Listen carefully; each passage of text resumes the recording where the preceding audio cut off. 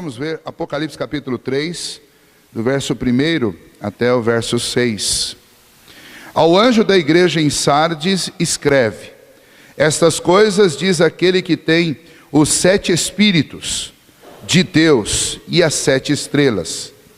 Conheço as tuas obras, que tens nome de que vives e estás morto. Sê vigilante e consolida o resto que estava para morrer, porque não tenho achado íntegras as tuas obras na presença do meu Deus.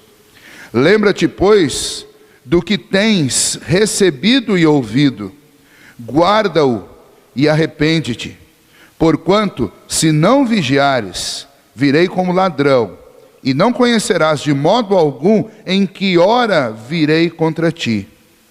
Tens, contudo, em Sardes, umas poucas pessoas que não contaminaram as suas vestiduras, e andarão de branco junto comigo, pois são dignas.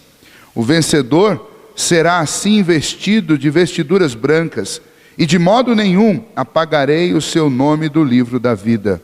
Pelo contrário, confessarei o seu nome diante de meu Pai e diante dos seus anjos. Quem tem ouvidos, ouça o que o Espírito diz às igrejas. Vamos orar mais uma vez? Senhor, ajuda-nos, ó Pai, a aprendermos as lições desta carta enviada pelo Teu Filho Jesus, à igreja de Sardes e a todas as igrejas, em todas as épocas, que enfrentam, ó Deus, a frieza mortal da associação com o mundo, do sincretismo religioso, de todo tipo de enfraquecimento da verdade e de toda falta de amor. Então, ó Deus, ajuda-nos nesta manhã, para que aquilo, ó Deus, que compete a nós, deste alerta que foi feito pelo Senhor, seja recebido em nosso coração, como uma palavra de amor do Senhor, que quer o bem das nossas vidas e o bem da igreja. Por isso, ó Deus, ajude-nos, ó Pai, a receber com humildade a Tua palavra, e que ela, ó Deus, produza fruto em nossos corações. É o que te pedimos nesta hora, em nome de Jesus. Amém. Vamos lá, vamos conhecer um pouquinho então de Sardes, antes da gente aproveitar o texto. Melhor apagar essa luz aí, que daí a gente consegue ver melhor. Então, ok, a igreja de Sardes ficava na cidade de Sardes. Vamos conhecer um pouquinho sobre essa cidade, pode passar, essa parte é bem rápida. Ok, aqui está onde atualmente fica a cidade de Sardes. Ela tem um outro nome, hoje se chama Sarte. Só para a gente se situar, aqui está Esmirna, aqui embaixo Éfeso, e aí nós já passamos por algumas igrejas aqui, igreja de Tiatira, que nós vimos na semana passada. Então, essa região aqui é a Turquia, que é o mar Egeu, aqui embaixo o mar Mediterrâneo, e nós estamos estudando sobre as 7 igrejas, e estavam em 7 cidades exatamente nessa região. Pode passar? Tem uma foto mais próxima. Atualmente, essa daqui é a cidade de Sardes, que é a mesma cidade de Sardes. Na época do Senhor, na época em que os apóstolos, no primeiro século, viveram, e na época em que João enviou a carta, Sardes era aqui, cerca de 3 quilômetros de onde ela está situada hoje. E quando Sardes foi fundada, cerca de 700 anos antes de Cristo, ela ficava nesses platores aqui no alto. Isso aqui é uma grande montanha, uma das montanhas mais altas da Turquia. Você pode ver por essa formação aqui, isso daqui é uma formação que demonstra uma montanha. Não só aqui, mas essa região toda é uma região montanhosa. E a parte mais alta era essa parte aqui, onde tem vocês veem que tem um platô limpo aqui, e um pedacinho aqui. Quando Sardes foi fundada, ela foi fundada aqui em cima. Essa região era a região conhecida como Reino de Lídia. E a capital desse reino era a cidade de Sardes. Então Sardes, que na época de João era uma das cidades da Ásia Menor, estava situada aqui. 700 anos antes, quando ela foi fundada, ela estava aqui no alto destes montes. Ela era uma cidade extremamente fortificada e ela era uma cidade extremamente importante na época. Ela era a capital deste reino chamado Reino de Lídia. Este reino, ele acaba quando Ciro quando Ciro avança com o Império Medo-Persa e domina toda a região da Ásia Menor, Palestina, todo mundo daquela época foi dominado por Ciro, pelos os Medo-Persas nessa época. E quando isso aconteceu, este reino aqui, esta cidade aqui, que era a capital do reino de Lídia, foi dominada por Ciro. Foi um dos últimos avanços de Ciro quando ele foi o imperador. E depois que ele dominou, essa cidade nunca mais foi capital de nada, porque o reino de Lídia foi extinto, e depois disso essa cidade foi perdendo a sua importância, e aos poucos ela foi abandonando esse lugar aqui, que era um lugar estratégico, e depois ela desceu para cá, e atualmente ela está aqui. Essa cidade, que foi uma cidade muito grande, hoje é uma cidadezinha muito pequena. Comparada com as nossas cidades aqui, ela é um vilarejo, é um bairro. Pode passar a próxima imagem. Essa é uma imagem aérea de Sardes, ó. É isso aqui, ó. Aqui tem uma rodovia, e aqui a cidade se resumiu a algo bem pequeno mesmo, bem simples. Alguma coisa parecida com Taquarivaí, no máximo, tá? Em termos de tamanho. Pode passar. Aqui era o caminho, era muito comum, não sei se vocês observaram, na maioria das ruínas que nós estávamos vendo, você tem essas estradas aqui, ó. Isso aqui é uma estrada, essas colunas eram comuns na época do Senhor Jesus. Os gregos construíram essas estradas, esses caminhos.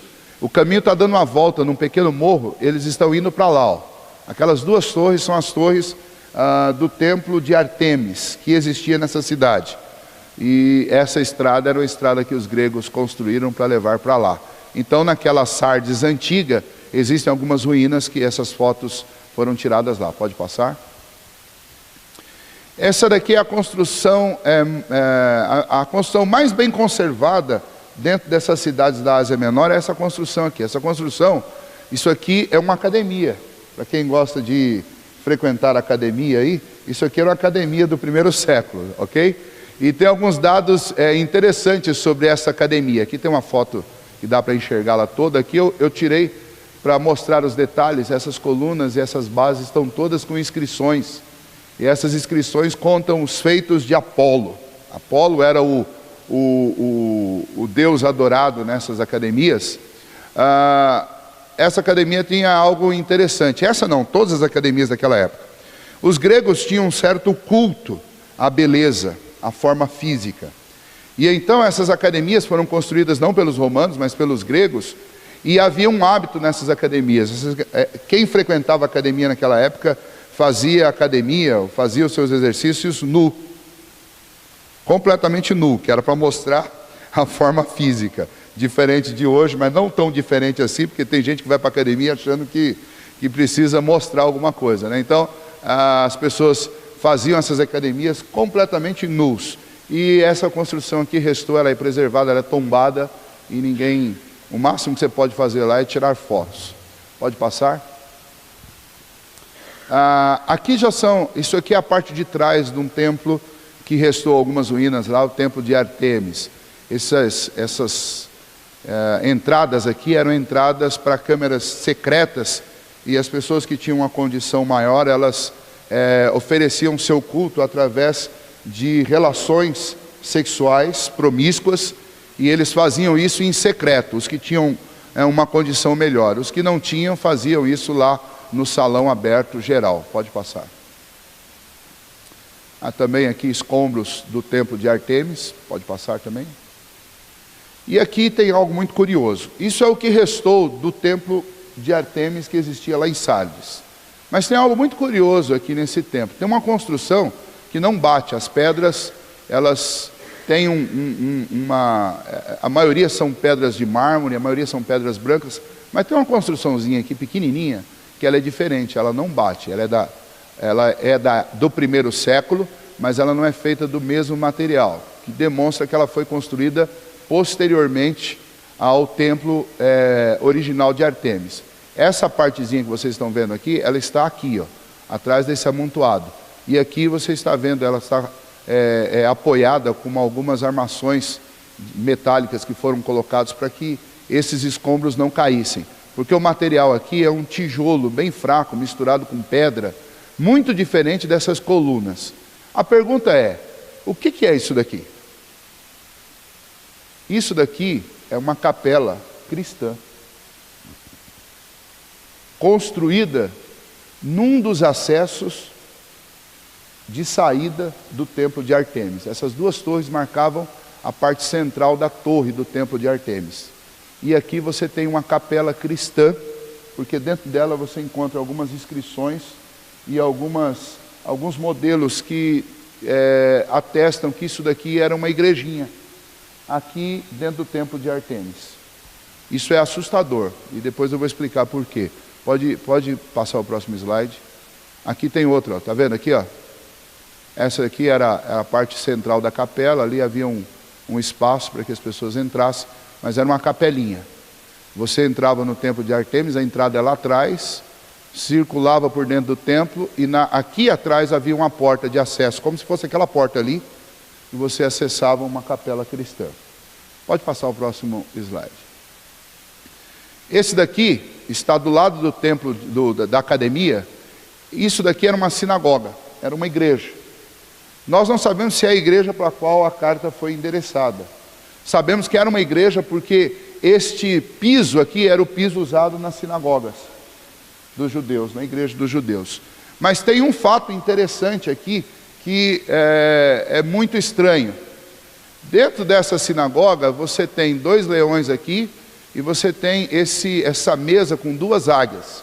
As 2 águias eram o símbolo dos generais romanos, do exército romano.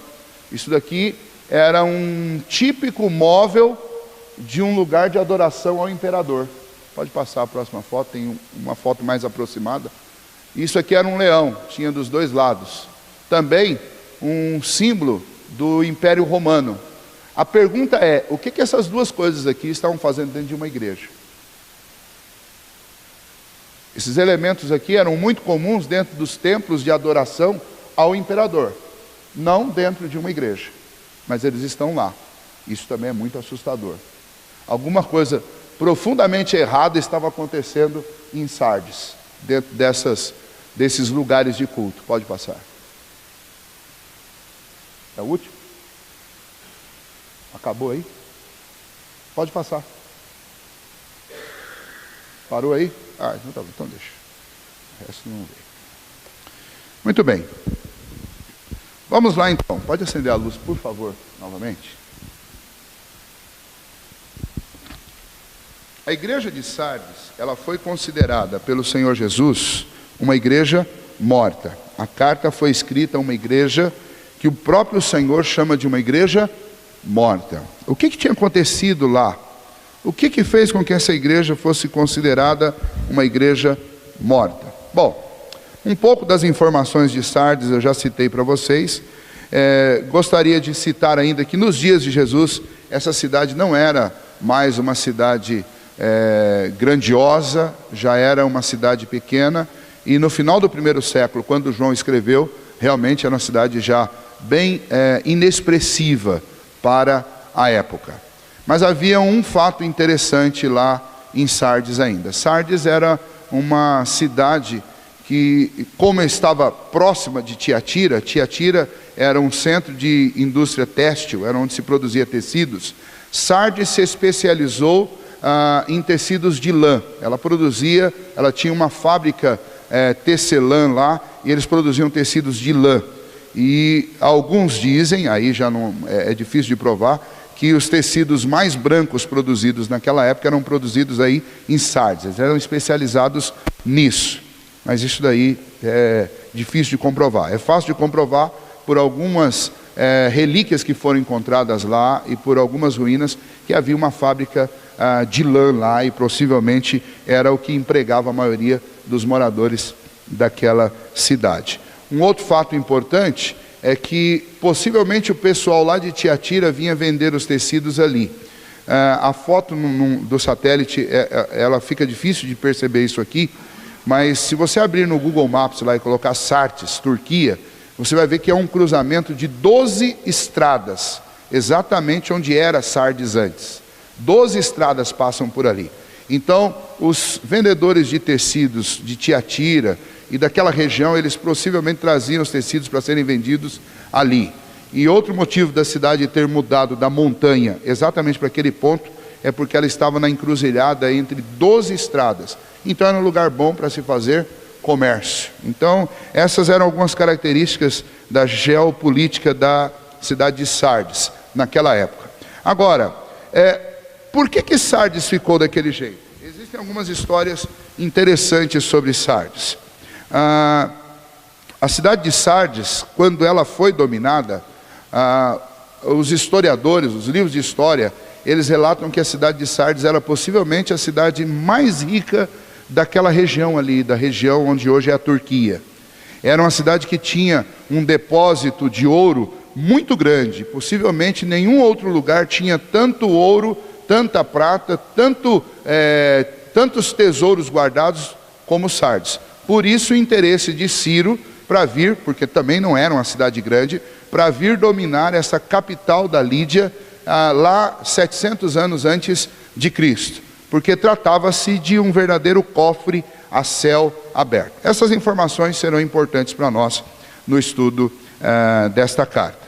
Vamos lá então a partir do versículo 1. A partir do versículo 1, o Senhor Jesus, como nós vimos já nas outras cartas, ele se identifica, ele como remetente, faz a sua identificação para aquela igreja. E para aquela igreja, ele se identifica como aquele que tem os 7 Espíritos de Deus. Aquele que tem os 7 ou as 7 estrelas. Bom, o que isso significa? Qual a importância disso? Vamos lembrar um pouquinho, lá no capítulo 1 nós estudamos já sobre isso. E no versículo 4, João já disse lá que quem estava escrevendo este livro, quem estava enviando este livro para as igrejas, não era João, mas era o Senhor. E lá no versículo 4 ele diz que o Senhor é este que tem os 7 espíritos que detém, ou que é o dono, que é o próprio. Essa descrição de 7 espíritos. Essa descrição é uma descrição que provavelmente os judeus guardavam por causa de uma profecia de Isaías, lá do capítulo 11 de Isaías, o versículo 2, eu quero ler para vocês. Capítulo 11 de Isaías, versículos 1 e 2 diz assim: do trono de Jessé sairá um rebento, e das suas raízes um renovo. Repousará sobre ele o Espírito do Senhor, o Espírito de sabedoria, o Espírito de entendimento, o Espírito de conselho, o Espírito de fortaleza, o Espírito de conhecimento e de temor ao Senhor. A descrição que o profeta Isaías faz a respeito de Jesus é aquele que tem os 7 Espíritos. O Espírito do Senhor, o Espírito de sabedoria, de entendimento, de conselho, de fortaleza, de conhecimento e de temor ao Senhor. Quando você lê no Novo Testamento, especialmente Apocalipse, falando dos 7 Espíritos, a referência é quem? A referência é a Cristo. Já existia no Antigo Testamento uma profecia de que o rebento, o filho que nasceria lá em Belém, era esse que viria com os 7 Espíritos. É uma referência à segunda pessoa da Trindade, é uma referência a Cristo.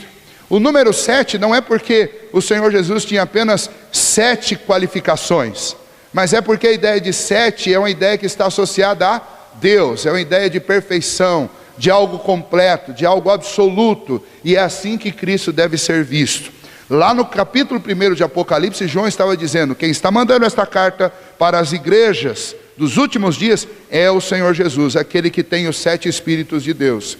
E aqui no capítulo 3, Jesus está se dirigindo àquela igreja dizendo, quem está falando com vocês é o próprio Filho de Deus, é aquele que tem os 7 Espíritos de Deus. Mas não só isso, também uma referência às 7 estrelas. Nós já estudamos isso lá no capítulo 2, e especialmente eu citei para vocês o fato de que o Senhor Jesus é aquele que sustém todo este universo em suas mãos. Os 7 estrelas, no Antigo Testamento, você tem 3 textos no Antigo Testamento que fazem referência aos 7 estrelas como sendo a constelação de Órion.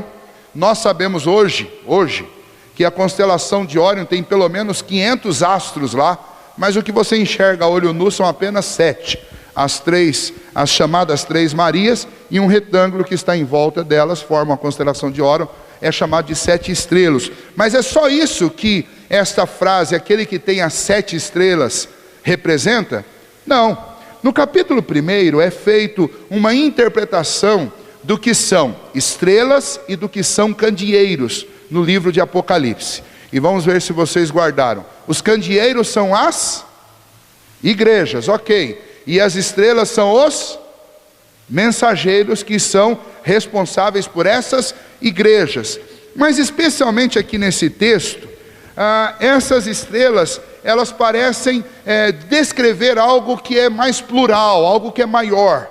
Se esse o Senhor Jesus que está escrevendo, ele é aquele que é o próprio Deus, que tem os Espíritos de Deus, os 7 Espíritos de Deus, ele é a verdadeira divindade encarnada, a ideia de que ele tem as 7 estrelas também é a ideia de que ele é aquele que está no meio dos homens, é aquele que está no meio da igreja, é aquele que fala com a igreja, é aquele que é responsável pelas mensagens enviadas à igreja, ou seja, é aquele que está conectado com o seu povo, é aquele que pastoreia o seu povo, é aquele que é o pastor maior, ele é o mensageiro mor, ele é aquele que fala, é aquele que se revela, é aquele que se mostra à igreja. Então o Senhor Jesus está se revelando àquela igreja como o verdadeiro Deus, o Deus que fala com a igreja, o Deus que envia mensagens, o Deus que conversa, o Deus que exorta, o Deus que disciplina, o Deus que conforta, o Deus que fala com a sua igreja. Diferente das outras, que você tinha um motivo bem específico e claro nessa referência, essa referência do Senhor Jesus, ela é extremamente abrangente, é maior. Por quê? Porque Jesus está se dirigindo a uma igreja que ele mesmo vai chamar de uma igreja morta. E então ele tem que se dirigir a essa igreja como sendo, para que essa igreja se lembre dele como o verdadeiro Deus e o Deus que é o Deus da igreja. E então, por ser o verdadeiro Deus e por ser o Deus da igreja, ele é aquele que pode tanto dar vida a uma igreja, quanto é aquele que pode fechar uma igreja. É aquele que pode levantar uma igreja do seu estado de morte, como qualquer pessoa, e é aquele também que pode dar a sentença final sobre uma igreja. Aquela igreja é uma igreja que precisava acordar, e ela só podia acordar se alguém realmente chegasse para ela e falasse: olha, o verdadeiro Deus está falando com você. Ele não mandou recado, é Ele mesmo que está aí, e Ele quer falar com você. E então a mensagem começa para nós desta maneira: o Senhor Jesus veio falar com a sua igreja, porque a sua igreja está morta. Esta é a mensagem que está aqui nessa maneira do Senhor Jesus se descrever aquela igreja. Muito bem, primeiro recado do Senhor Jesus àquela igreja, versículo 2, ainda o versículo 1, parte B do versículo 1, ele diz: conheço as tuas obras, que tens nome de que vives e estás morto. Tem nome de que vive, mas estás morto. Ou seja, aquela igreja de Sardes era aquele tipo de igreja que todo mundo falava dela assim: olha, aquela igreja é uma igreja avivada. Nome de que vive. Aquilo sim é uma igreja viva, aquilo sim é uma igreja animada.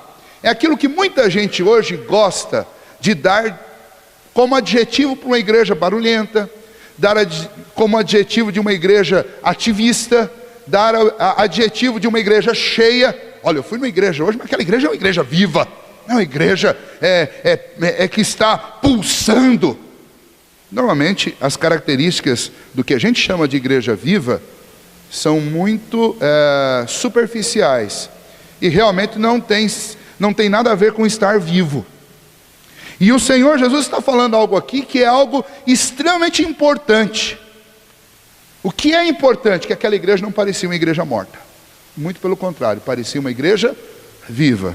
Então eu me preocupo muito mais quando alguém chega para mim e fala assim: pastor, eu fui numa igreja avivada.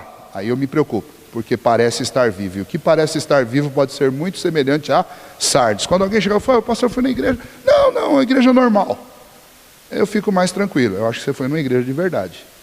Quando você vai numa igreja que ela parece estar viva demais, eu só consigo me lembrar de Sardes. Eu só consigo me lembrar de Sardes. Porque esta igreja é uma igreja que enganava por sua fachada. Era uma igreja que tinha cara de que vive, mas de vida mesmo tinha muito pouco lá. A igreja parecia viva, fazia todas as coisas que normalmente associamos a uma igreja viva. Eles provavelmente tinham reuniões diariamente, eles provavelmente recolhiam ofertas como as outras igrejas, eles deviam cantar hinos, talvez tinha lá um belo coral, um belo conjunto musical, talvez eles faziam coisas fantásticas. Eles ouviam pregação de sermão, como nós ouvimos, e o fato que se destaca nesta igreja é que era uma igreja que marcava pela ideia de vivacidade, a ideia de estar vivo. O problema é que eles não estavam. Talvez as pessoas lá cantassem até entusiasmadas, talvez se fizesse muito barulho, talvez dançavam, talvez até gritavam. Mas isso significa que uma igreja está viva? Isso é sinal de vida dentro de uma igreja? Eles tinham a fama de ser esta igreja avivada lá na Ásia Menor. Talvez as pessoas dissessem assim: olha, essa semana eu quero ir numa igreja avivada, então eu vou lá em Sardes. Era isso que provavelmente as pessoas diziam, porque não era apenas parecer. O texto diz que eles têm fama, ou seja, fama não é simplesmente ir uma pessoa lá e falar: aquela igreja é uma igreja que parece estar viva. Não, a notícia que corria na Ásia Menor é que a igreja avivada era a igreja de Sardes. Isso é estranho, é muito estranho. Por quê? Porque hoje em dia nós vivemos numa época em que as pessoas estão sempre atrás de uma igreja avivada. Mas quem tem fama de estar vivo, pode na realidade estar muito morto. Sardes era uma igreja morta. Estava cheia de pessoas espiritualmente mortas. Pessoas vibrantes do lado de fora, mas incrédulas do lado de dentro. Gente barulhenta e cheia de misticismo. Linguagem de crente, aparência de crente, roupa de crente, barulho de crente, mas coração de incrédulo. Porque a fé não estava em Cristo, mas estava em outros lugares.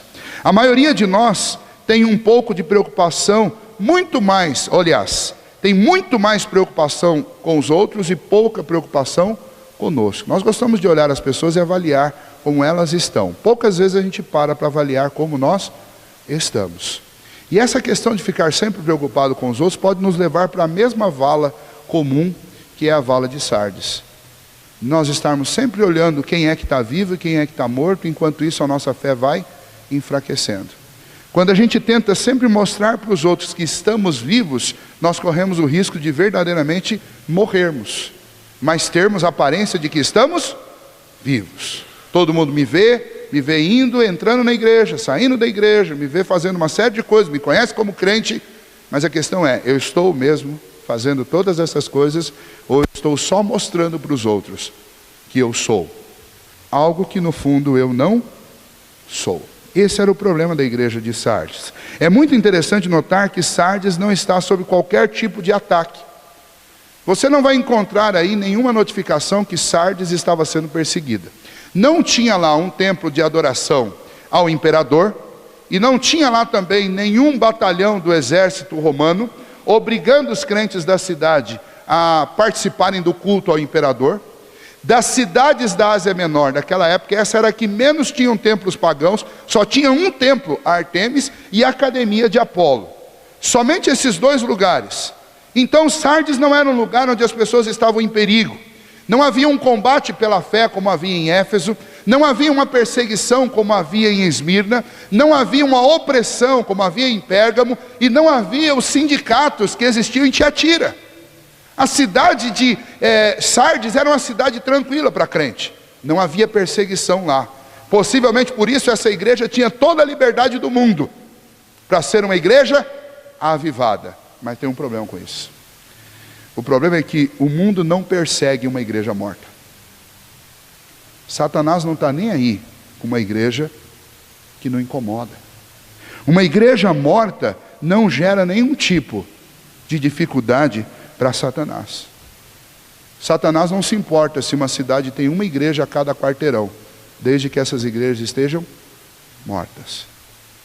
E aí Sardes vai ficando cada vez mais parecida com as igrejas do século 21. Nós estamos com cidades entupidas de igrejas. Igrejas que parecem vivas, mas não sofrem nenhum tipo de perseguição. Isso é um péssimo sinal.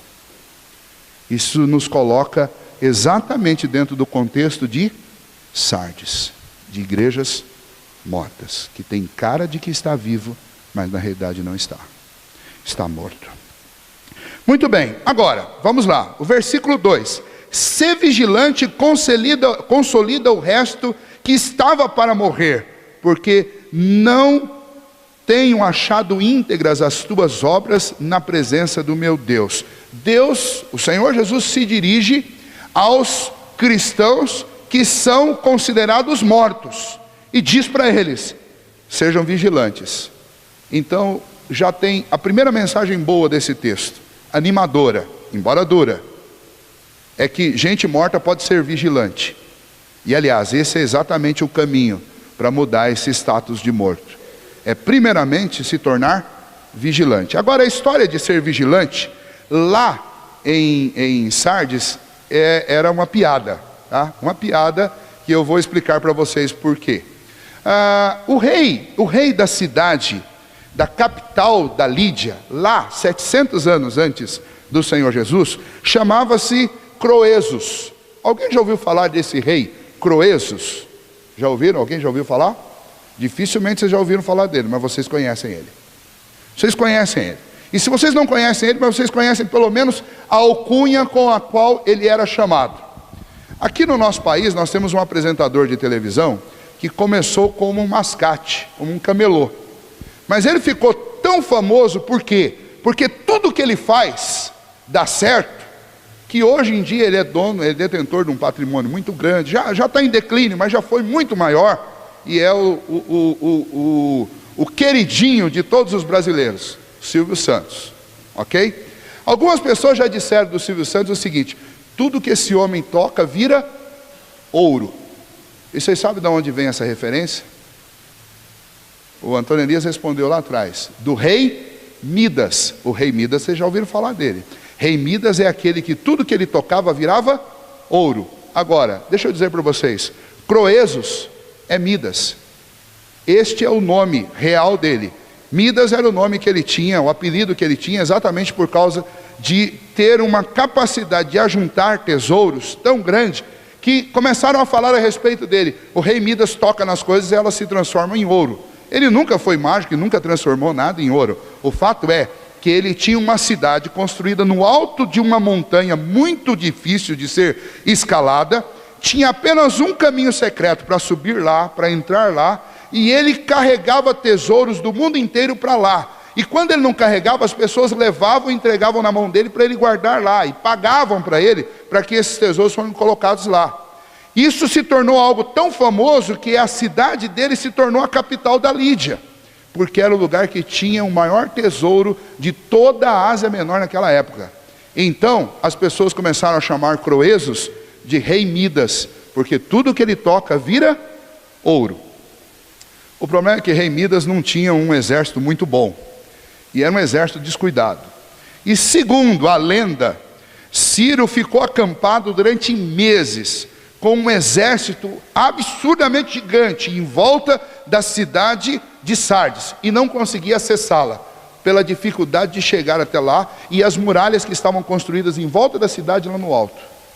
Até que um dia à noite, um soldado deixou cair o capacete para o lado de fora da muralha, e eles ouviram o barulho do capacete batendo e caindo montanha abaixo. E então um general falou: fique de olho, porque ele vai vir atrás do capacete. E realmente, daí um pouquinho, apareceu um soldado descendo a encosta, atrás do capacete. E aí eles ficaram de olho para saber por onde ele ia voltar. E eles acharam o caminho de noite, por causa desse soldado descuidado, que não foi vigilante. E então, naquela mesma noite, eles invadiram pelo mesmo local a cidade de Sardes, e eles acabaram. Eles mataram com o rei Croesus e acabaram com a cidade fortificada e saquearam a cidade inteira. E a cidade de Sardes se tornou uma piada, assim como o rei Midas, exatamente porque era uma cidade onde as pessoas não sabiam ser vigilantes. E é por isso que o Senhor Jesus vai, quase que ironicamente, diz para aqueles crentes: sejam vigilantes. É como se ele estivesse dizendo: olha, a principal característica de vocês é que vocês não sabem vigiar. Vocês querem viver? Então vocês vão ter que vigiar. Sejam vigilantes. E vocês vão ter que consolidar. Vocês vão ter que ressurgir. Vocês vão ter que sair do estado de morte para a vida. Porque vocês estão para morrer. É como se Jesus estivesse dizendo: o camarada deixou o capacete cair, agora vocês vão ter que dar um jeito de resolver o problema, porque vocês estão sendo invadidos. Alguém está penetrando em vocês, está destruindo o que vocês têm, está roubando o tesouro de vocês, e vocês estão mortos. A ideia de mortos aí não é aquela ideia que você chega diante de alguém que já está morto há 3 dias e diz: fulano está morto. Essa palavra, como ela está colocada aí, é como quando você chega diante de alguém que está sentenciado à morte por uma doença incurável, e você fala: fulano já está morto, porque não tem como escapar dessa. É essa a ideia que está sendo dita. É o que se poderia dizer a respeito da cidade de Sardes, depois que aquele capacete caiu. Sardes está morta, porque agora que Ciro achou o caminho, ela não escapa de jeito nenhum. É isso que Jesus está dizendo para aquela igreja. Agora que o caminho foi aberto, vocês não têm como escapar, a não ser que vocês sejam vigilantes como vocês nunca foram, e consolidem, resolvam esse problema, esta falha, esse buraco na parede de vocês. É essa a mensagem que Jesus está dizendo para aquela igreja. Aquela igreja precisava mudar de atitude, aquela igreja precisava fazer algumas coisas urgentemente para sair daquele estado de morte. Agora, qual era a morte da igreja de Sardes? Bom, lembram das fotos que eu mostrei para vocês? 2 fotos estranhas. Primeira delas, uma igrejinha, uma capela construída num compartimento dos fundos do templo de Artemis. E o outro, dentro de uma igreja, objetos do culto ao imperador. O que estava acontecendo em Sardes? Sardes se acostumou, se aculturou de tal maneira à cultura e ao paganismo da cidade, que não havia problema. Você pode ir no templo de Artemis, vá lá. E se em algum momento dentro do templo de Artemis você quiser fazer uma oração, tem uma portinha lá do lado. Nós também temos uma igreja dentro do templo de Artemis. Talvez quando isso foi montado, talvez até alguém estava estrategicamente tentando evangelizar pagãos. O problema é que a estratégia é uma estratégia extremamente perigosa, porque eles foram lá e abriram uma porta dentro do templo de Artemis. Uma coisa é você ir lá no templo de Artemis para ensinar a verdade. Outra coisa é você ir lá para fazer uma aliança, um consórcio. Não, aqui você pode adorar Artemis, pode adorar a Cristo. Você escolhe quem você quer adorar. Todos são muito bem-vindos. É como se dizer hoje em dia: olha, não importa qual a sua religião, o Deus é um só, nós estamos todos adorando a Deus. Aí o camarada vai lá e chama a Deus com um nome esquisito, e você vai falar que é o mesmo Deus que o seu? Associação, sincretismo religioso, isso sempre foi um veneno mortífero para qualquer igreja, e o que estava matando aquela igreja, e nós temos provas, que são provas físicas, visíveis, tangíveis, do que estava acontecendo naquela igreja, era exatamente sincretismo religioso. Aquela igreja se misturou com Sardes, de tal maneira que era difícil discernir o que era ser crente e o que não era ser crente. Eles pareciam estar vivos, por quê? Porque eles conseguiam construir capelas até dentro de templos a Artemis. O problema é que eles não estavam construindo templos, ou pelo menos quando Jesus escreveu essa carta para eles, não para anunciar a verdade e desmentir os enganos do culto pagão, mas eles estavam construindo para se ajuntar. A amizade deles era tão grande que enquanto lá em Esmirna os exércitos romanos queimavam crentes vivos como queimaram Policarpo, lá na igreja de Sardes a coisa era diferente. Os exércitos romanos levavam a sua mobília para dentro da igreja e se adorava ao Criador e ao Imperador no mesmo lugar. Esse é o problema de Sardes. O que matou aquela igreja é que ela, na sua tentativa de parecer viva, ela fez aliança com tudo e com todos. E isso é um sinal de morte. Quando uma igreja começa a se aliançar com coisas mortas, ela também vai morrer. Quando existem brechas nos nossos muros, e quando essas brechas se tornam patentes ao mundo, e o mundo começa a entrar por essas brechas, essa igreja está morrendo. É essa a mensagem de Sardes. Quando os nossos muros começam a receber o estranho e considerá-lo normal, isso arrebenta uma igreja, isso mata uma igreja. Jesus está dizendo: vocês querem viver? Então a primeira coisa que vocês precisam fazer é ser vigilantes. Vocês precisam ser vigilantes. Mas não só isso. Uma igreja morta pode ainda dentro dela ter alguns vivos. E exatamente este é o caminho, porque estes vivos podem apontar o que está acontecendo. E naquela igreja existia um corpo de pessoas, um grupo de pessoas que estavam ali ainda vivas. O versículo 4 diz: tens contudo em Sardes umas poucas pessoas que não se contaminaram, ou que não contaminaram as suas vestiduras. Vocês gostam de produzir tecidos, os tecidos de vocês são brancos. Então o Senhor Jesus está dizendo: deixa eu fazer uma comparação com o que está acontecendo na igreja de vocês. Na igreja de vocês tem muita gente que está se sujando, está se envolvendo, está manchando suas vestiduras, mas aí dentro tem um grupo de pessoas que ainda estão com as suas vestiduras brancas. As vestiduras brancas são o resultado de ter a nossa alma, o nosso coração lavado no sangue do Cordeiro, no sangue de Cristo Jesus. Ele é o único que pode nos tornar brancos. E existia lá dentro daquela igreja um grupo de pessoas que continuavam firmes, amando, dependendo e servindo ao Senhor Jesus. E Jesus está dizendo: tem um grupo aí, é este grupo que vai ajudar a salvar o resto que está para morrer, como diz aí no versículo 2.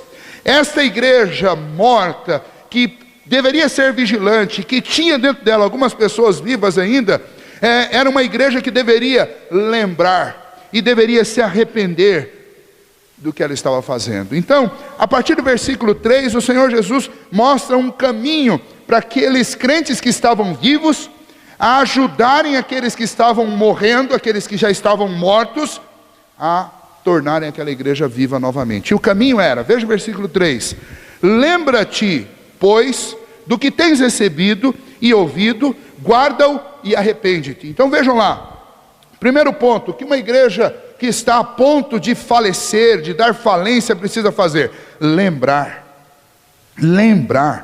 O povo de Sardes não tinha voltado as suas costas para a verdade, eles tinham esquecido. Eles não se apostataram, eles não se revoltaram, eles não abandonaram a fé, eles tinham esquecido. E então o que era preciso fazer naquela igreja? Os que estavam vivos precisavam lembrar a respeito dos pilares da fé, precisavam anunciar a verdadeira convicção que eles tinham no Evangelho do Senhor Jesus, na obra de Cristo Jesus, na ressurreição de Cristo Jesus. Eles tinham que lembrar aqueles cristãos que estavam esquecidos e que estavam mortos, tinham aparência de vivos, mas estavam mortos. Eles precisavam lembrar a verdade para eles. E é o que nós precisamos fazer nos nossos dias. Nós vivemos numa época de igrejas que parecem estar vivas, mas estão mortas. E o que nós precisamos fazer nesses dias? Nós precisamos fazer essas igrejas, esses crentes, esses irmãos nossos, lembrar da verdade. Lembrar daquilo que as Escrituras ensinam, lembrar das palavras de Jesus, lembrar das palavras dos apóstolos, lembrar da lei. Nós precisamos fazê-los lembrar, mas não só lembrar, nós precisamos também levá-los, e nós mesmos precisamos tomar cuidado em guardar aquilo que nós recebemos. Nós recebemos uma herança preciosa do nosso Senhor, nós recebemos o Evangelho, a verdade do Evangelho. Eu preciso guardar. Como que eu faço isso? Eu preciso ir todos os dias, e eu preciso não só falar, mas eu preciso praticar, eu preciso viver à sombra da cruz de Cristo, lembrar a cada segundo, enfatizar que eu dependo da obra de Cristo em cada segundo da minha vida, e que Cristo pagou um preço absolutamente impagável para nós.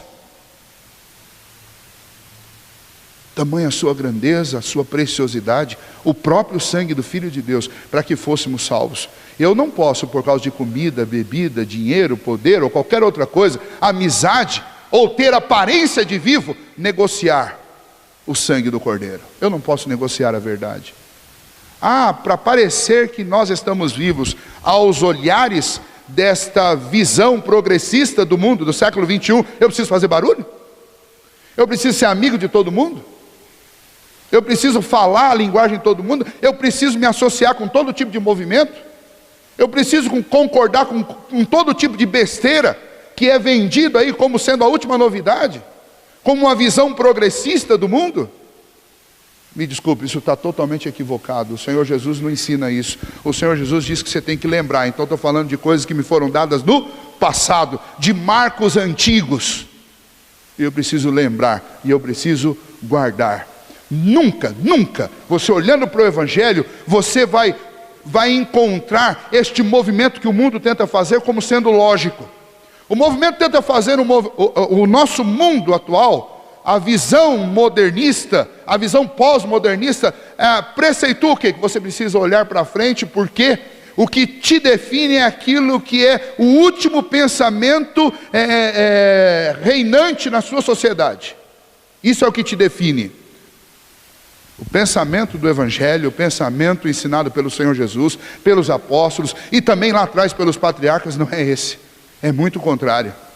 O pensamento são os marcos antigos que nos definem. É a lei de Deus, é o Evangelho, é a nossa fé, é aquilo que aprendemos com os nossos pais e os nossos pais com os pais deles. É isso que nos define, não a visão progressista do mundo. Nós estamos sofrendo numa época em que os grandes líderes religiosos do nosso mundo estão vendendo uma ideia de que pelo amor, pela boa convivência, pela fraternidade, eu devo aceitar e me aliançar com todo mundo. Nesta última semana, o líder da maior igreja do mundo, que é o Papa Francisco, está visitando a América Latina. E ele está recebendo o símbolo do comunismo com um crucifixo, imitando um crucifixo com Cristo pregado e conversando com comunistas, matadores de cristãos, como se estivesse fazendo aliança e conversando com gente boa. Isso é a marca de uma igreja morta, uma igreja que constrói templos, capelas dentro de um templo pagão, dá as mãos para o paganismo e diz que está tudo bem. Isso é a marca de uma igreja morta. Então pare de fazer elogios ao Papa, porque eu estou ouvindo isso de crente toda hora. Porque não tem nada para elogiar na ação dele. Muito pelo contrário, a ação dele comprova a morte da igreja que ele lidera. E nós temos que tomar cuidado para que não aconteça o mesmo conosco. Porque igreja que fica fazendo aliança com paganismo, com incredulidade, não é a igreja do Senhor Jesus. Tem cara que está viva, nossa, esta igreja está vivendo um grande avivamento. O nosso líder está conversando com um comunista. Belo avivamento esse. Conversa entre defuntos, não tem nada de vivo nisso.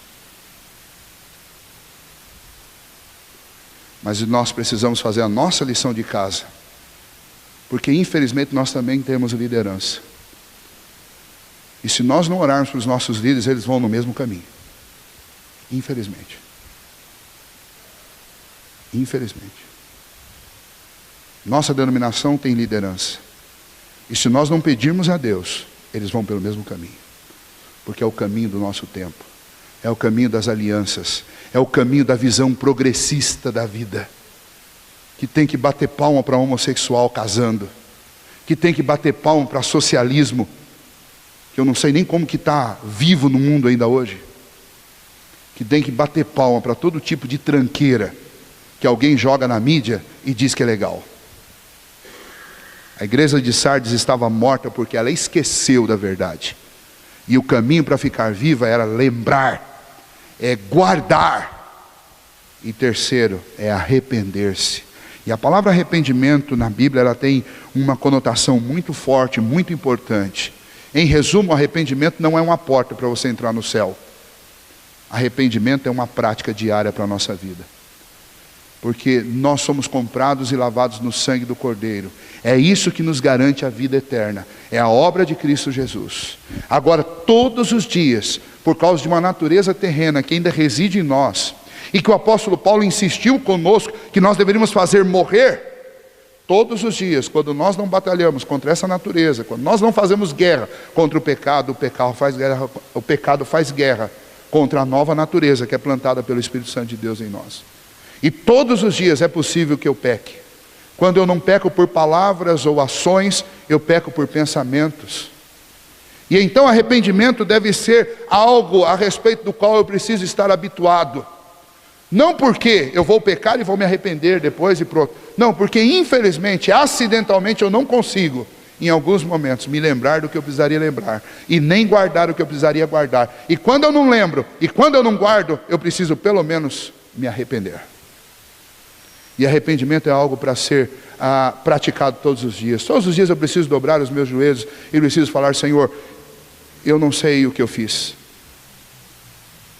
A maioria das vezes nós sabemos, mas se você não lembra, você pode falar para o Senhor: eu não sei, mas eu sei que a minha existência é uma existência num mundo tão ímpio, e o meu coração, ele foi tão danificado pelo pecado, que ainda que eu não lembre, eu sei que eu tenho algo do que me arrepender. Que o teu Espírito me anime para fazer isso. Essa é a marca de quem está vivo. Quem está vivo lembra que precisa se arrepender. Essa é a marca de quem está vivo, sabe que por si mesmo não pode atravessar, não pode resistir. Então arrependimento é algo importante para a vida de crentes. Uma igreja morta tem que enfrentar um julgamento. O Senhor Jesus no versículo 3 diz: lembra-te, pois, do que tens recebido e ouvido, guarda-o, arrepende-te, porquanto, se não vigiares, virei como ladrão, e não conhecerás de modo algum em que hora virei contra ti. O Senhor Jesus disse: há um julgamento para quem fica morto. Há um julgamento para uma igreja que vive uma vida de morto. Aliás, é até estranho isso, né? Uma igreja que se comporta como um morto, apesar de ter sido vivificado por Cristo. Há um julgamento. O julgamento do Senhor Jesus é: vocês não sabem quando eu virão, eu vou vir de surpresa. E se eu pegar vocês nesse estado, vocês serão julgados. É duro e é muito difícil lidar com esses termos. Mas, analisando aquilo que o Novo Testamento nos ensina sobre isso, a conclusão do que este texto parece apontar, e eu acredito piamente que seja isso, é que o Senhor Jesus está dizendo: olha, vocês precisam ter convicção de que vocês realmente são vivos. Porque vocês se achegaram a uma igreja, tomaram conhecimento e informação de coisas que são próprias dos filhos de Deus, estão vivendo aí como se fossem filhos de Deus, mas estão deixando aparecer a sua morte. Estão deixando aparecer que realmente vocês nunca estiveram vivos. Existem alguns aí que estão, mas a maioria de vocês estão mortos. Significa, vocês ainda não são crentes. O problema é que vocês não sabem quando eu venho, mas vocês sabem do que é próprio do último dia. Vocês sabem que o último dia é um dia de juízo. O juízo já passou para quem é cristão, porque Cristo pagou todas os seus pecados. Mas quem não é de verdade, ainda vai enfrentar esse juízo. Então a ameaça que Jesus está fazendo é a seguinte: uma igreja morta é o mesmo que uma igreja não convertida. E se não é convertida, então pode se preparar, porque vai ter que passar pelo juízo. É isso que Jesus está dizendo para aquela igreja. Vocês serão julgados. Os vivos não, porque já foram julgados em Cristo. Mas os mortos, os incrédulos, os que não são crentes, todos eles serão julgados por Cristo Jesus. É isso que Jesus está dizendo para aquela igreja. Ou pelo menos para a parte morta daquela igreja. Se vocês não lembrarem, guardarem e se arrependerem, vocês são mortos de verdade mesmo. E então, nesse caso, vocês vão ter que enfrentar o juízo divino. Eu temo que boa parcela da igreja cristã do século 21 não seja crente. Não seja. Sejam apenas pessoas acostumadas com a igreja. Sejam apenas pessoas que estão vivendo de uma forma simbiótica. Estão vivendo de uma forma, se aproveitando, se alimentando da vitalidade da igreja, mas não estão vivos. Sejam pessoas que estão parasitando junto com a vida da igreja, sugam toda a vitalidade da igreja e deixam a igreja como morta, mas não são crentes. Nós precisamos fazer uma análise muito séria da nossa vida. Porque é muito fácil parecer vivo, difícil é ser vivo de verdade. que para ser vivo de verdade eu preciso estar vivendo em Cristo, realmente em Cristo. Eu não posso só ter aparência de crente. Vir a uma igreja e sair de uma igreja e convencer todas as pessoas da igreja e do lado de fora da igreja que eu sou dessa igreja é a coisa mais fácil do mundo. O difícil é ser crente de verdade. E a exortação do Senhor Jesus à igreja de Sardes é essa. Por outro lado, o Senhor Jesus, eu quero terminar, já passei novamente no meu horário, vou tomar bronca da Silene de novo, mas eu quero encerrar dizendo que o Senhor Jesus fez uma promessa a essa igreja, uma promessa muito bonita. A promessa do Senhor Jesus àquela igreja é: ao vencedor será vestido de vestiduras brancas, de modo nenhum apagarei o seu nome do livro da vida. Duas promessas maravilhosas. Aquela cidade, ela produzia tecido muito branco, tecido fino, tecido caro, mas provavelmente as pessoas daquela cidade não tinham condição de vestir aqueles vestidos, porque eles estavam fora do patamar econômico dos moradores daquela cidade. E o Senhor Jesus está fazendo um jogo de palavras com isso. Está dizendo: eu vou vestir vocês com uma roupa que vocês não podem comprar. Ela foi comprada por meu filho, pelo sangue do Cordeiro. O Senhor Jesus está dizendo: eu vou dar uma roupa que realmente é branca. Vocês se impressionam com a brancura do tecido que vocês produzem? Vocês verão um tecido nobre e um tecido branco. Esse tecido, na realidade, não está falando de uma roupa física. O Senhor Jesus está fazendo uma ilustração da justiça que Ele nos dá. Uma justiça que não é nossa, é uma justiça de Cristo. Jesus está dizendo: olha, vocês serão salvos não pelas obras de vocês, mas pelas obras de Cristo. A roupa de vocês não serve. A roupa de Cristo é pura, é boa, é santa. A justiça de Cristo é boa, é pura, é santa. É a que vocês precisam. E a outra promessa é que de maneira nenhuma o nome deles seria riscado do livro da vida. Tinha algo curioso. Toda a cidade, o rei, naquela época, tinha um livro com o nome de todos os moradores da cidade. Todos os moradores. E então, quando uma pessoa mudava, esse livro tinha que ser feita a anotação que aquela pessoa foi cortada dali. Ela não era mais moradora daquela cidade. Quando a pessoa morria, também o nome dela era riscado da cidade. Quando uma cidade mudava de lugar, existia uma verdadeira confusão, porque ninguém sabia quem veio e quem foi. E então tinha que se abrir um novo livro. E como essa cidade já tinha mudado várias vezes de local, e como essa cidade já tinha sido dominada, era um dos grandes dilemas da vida dos moradores, é comprovar que eles realmente eram moradores de Sardes. Eles eram, não sei se é assim que falava, sardianos. Porque onde está o livro com o nome das pessoas? O meu nome está lá? Meu nome não está lá. Jesus está dizendo: eu vou escrever o nome de vocês no livro da vida. O vencedor terá o nome dele escrito num livro, e de maneira nenhuma será tirado de lá. Faça sol, faça chuva, mude para o ocidente ou permaneça no oriente, ninguém tira o nome de você do livro da vida. Isso era um grande conforto para o coração daqueles crentes que estavam vivos dentro daquela igreja morta.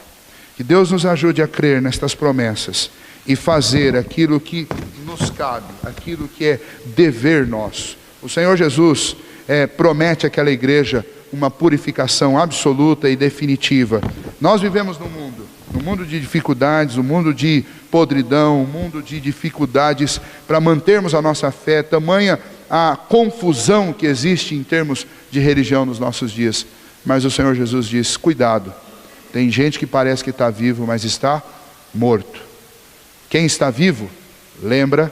Quem está vivo, guarda. Quem está vivo, se arrepende. É isso que eu preciso testar na minha vida hoje. Eu lembro, eu guardo, eu me arrependo, porque é assim que eu sei que eu estou vivo. Que Deus nos ajude.